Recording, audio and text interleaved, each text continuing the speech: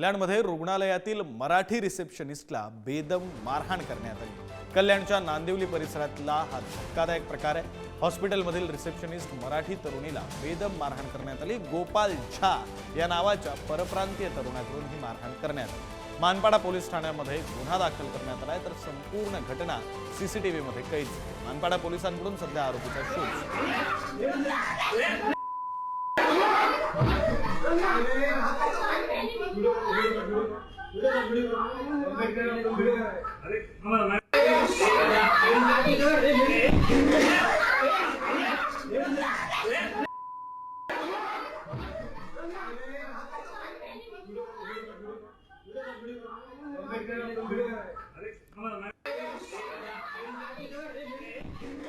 या संदर्भात बोलण्यासाठी आपल्यासोबत भाजपचे प्रवक्ते अवधूत वाघ आहेत।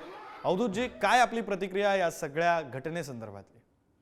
नाही, अतिशय निंदनीय गोष्ट आहे। एका लहान मुलीवर एखाद्या पुरुषाने, एखाद्या माणसाने आणि तिच्याहून सक्षम आणि ताकदवर असलेल्या माणसाने अशा प्रकारे ती ऑन ड्युटी असताना हल्ला करणं, तिला मारणं, त्याबद्दल अपशब्द बोलणं, हिंसक कृत्य करणं हे अतिशय निंद्य आणि एवढंच नाही तर हिंस्र कृत्य आहे।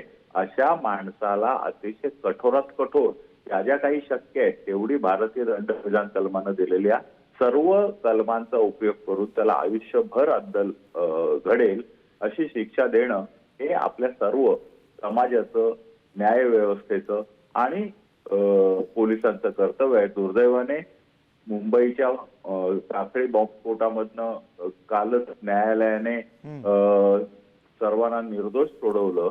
तर अशा प्रकारे जरी पोलिसांनी चांगलं काम केलं, तुम्ही आम्ही चांगलं काम केलं, तरी याला शेवटी शिक्षा मिळेल की नाही याबाबत सुद्धा माझ्यासारख्या एका छोट्या कार्यकर्त्याच्या मनामध्ये अशा प्रकारे साशंकता कधी कधी उत्पन्न होते। खरं अवधूतजी, तुम्ही म्हणताय त्याप्रमाणे आपण आशावादी मात्र राहिलं पाहिजे। आपण हीच आशा बाळगूया की योग्य ती कारवाई केली जाईल, योग्य ती शिक्षा या संबंधित झा नावाच्या व्यक्तीला होईल। धन्यवाद तुम्ही दिलेल्या या प्रतिक्रियेसाठी।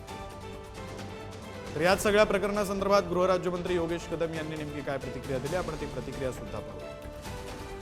नाही, संबंधित पोलीस अधिकाऱ्यांची मी स्वतः चर्चा केलेली आहे। घटना अतिशय गंभीर आहे।